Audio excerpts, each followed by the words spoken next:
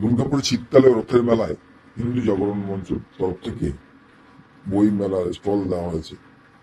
এখানে উপস্থিত ছিলেন হিন্দু জাগরণ মঞ্চের স্থানীয় নেতৃত্ব রাজীব সিংহ। রাজীব সিংহ এই বইমেলা সম্পর্কে বললেন, একটু শুনে নেওয়া যাক। রাষ্ট্রীয় স্বয়ংসেবক সংঘ এবং হিন্দু জাগরণ মঞ্চ একই পরিবার। সেই পরিবারে আমাদের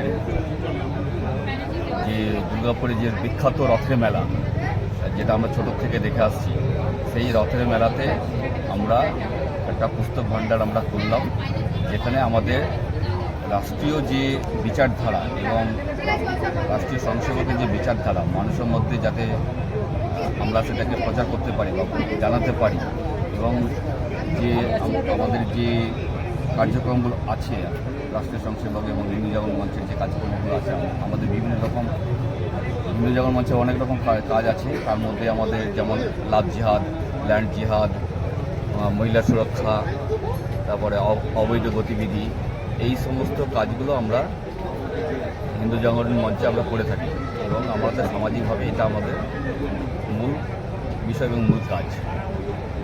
তারই কিছু পুস্তক আমাদের এখানে আছে, আরও কিছু পুস্তক আমাদের আসবে, যেগুলো মানুষের মধ্যে আমরা দিতে পারব। কী নাম আপনার?